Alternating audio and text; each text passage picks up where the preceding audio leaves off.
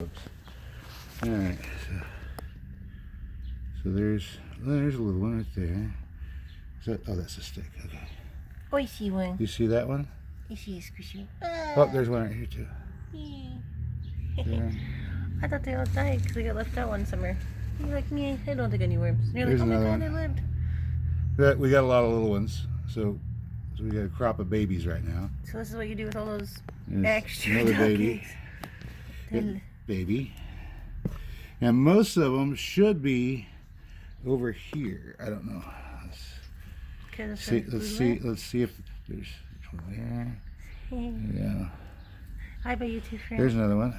There's one moving there. He's supposed to release a video where he fed them. Oh, what's the shadow there? If I just get down a little bit lower, I'm probably start getting the. Oh, there's one there. Okay, there's that green stuff. Oh, a bunch of them. What's the green stuff? Huh? A bunch of them where? Oh, tip by your finger. Where? Oh, there's that one big one. That's one big one. Yeah. Probably. So this green stuff that's down here. This green stuff. This is weed smoothie. Yep. I took some weeds, right? And I put them in the blender, a little bit of water, and added let's see, a little bit of charcoal for biochar, and an egg that failed the float test, and blended it up. See, if you just take your eggshells and put them in there, eggshells are great to add, but go ahead and put them in the blender. If you put them in like this, I mean, these were just manually crushed, but these are over a year old and they're not broken down yet. So put your eggshells in the blender. Maybe you have bad eggs, you can put those in the blender too. Feed some protein. There you go. Stinky. Sorry, I've got a runny nose. I got little bits and pieces of old. What is that? Paper. Is that paper? Yeah, it's old paper, isn't it? Old paper. That used to be a coffee filter. They might like the glue. That was a coffee filter once upon a time. Anyway. And the other stuff you know is paper. Now the bedding material is all mulch. Wood Very chip. Fine. This Very is fine this. wood chips. Yeah, you take wood chips, put them on that's right. put it on a 1/4-inch screen, and they sift retain them. moisture so And well. yeah, this is nice. It's moist. It's like yeah. cake. It's like cake. Oh, there's a nice big one right there. Holy cow! Let's go fishing. Hi, buddy. Oh, okay. There we are. There's a bunch of them there. There's a bunch of them over There's there. more than one. Guys, you know where the food is, right? Okay. they're probably still working on the food they got over there. See, the finds here are all mostly the bits of leaves, the dirt, the dust, the other stuff that was in the mulch whenever I pulled it off the back of the pickup. You see, they shred entire trees, entire branches. So there's a lot of all the leaves and everything that go into that. So the leaves, the bark bits and stuff, I sift those out, and they're that make that really fine material here. Very, very, very good for holding moisture. Yeah, the bright light makes them kind of not move. Paralyzes them. This is the reason. I'll get to that in a second here. So it's very good for retaining your moisture.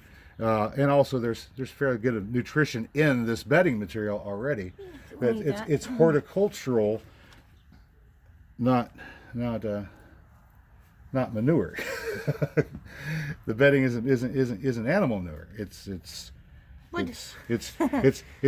leaves and bark and stuff like that, but just really fine. And so there's plenty of food in here. I wouldn't even have to feed them at all. They can live on. I think that's how they survive. They can live on this. Yeah, and by the time these worms have been in this bin for one full year, if they don't get interrupted by it being left out in the sun, they will convert all of this into some excellent soil. So I moved the bin here into the shade. I've done a lot of cleaning in this carport.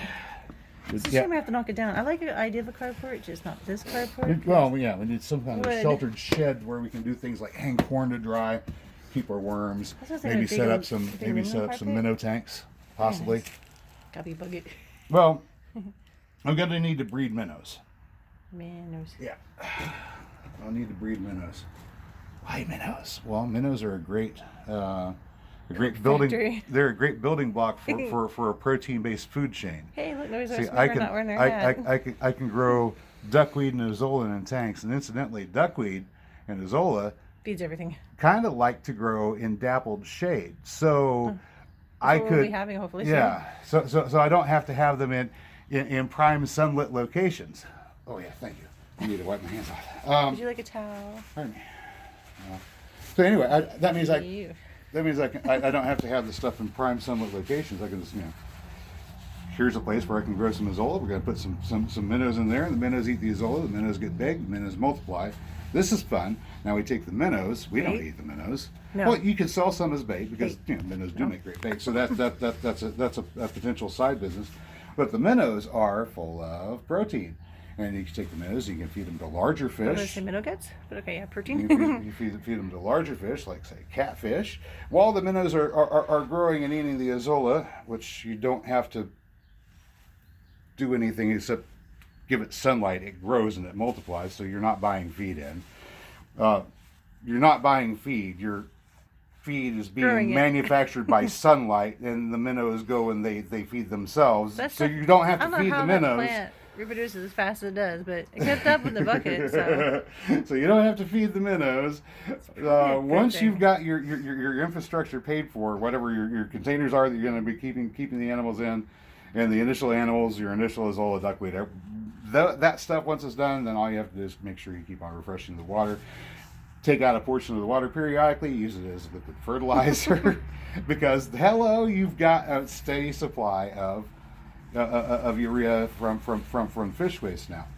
Of course, that also feeds the azolla and the duckweed. If you find out that the azolla and duckweed are growing past the ability of your minnows to eat it all, then you might consider harvesting some of that and using that as feed for other animals as well. But you can harvest your minnows and use those as feed for ducks. You can harvest them as feed for catfish. You could just throw them in a blender, put them into your worm bin, feed your worms. You could put them in a blender and the blender. Okay, put them in a blender, put them in a garden sprinkler, and go down your row of corn and just apply a liberal amount of fish emulsion as another fertilizer that you're producing yourself. Fish, with sunlight duck, and water. Is he a fish? It's sunlight duck. and water, guys. This is nature provides that. All you have to do is just take it and use it. It's great.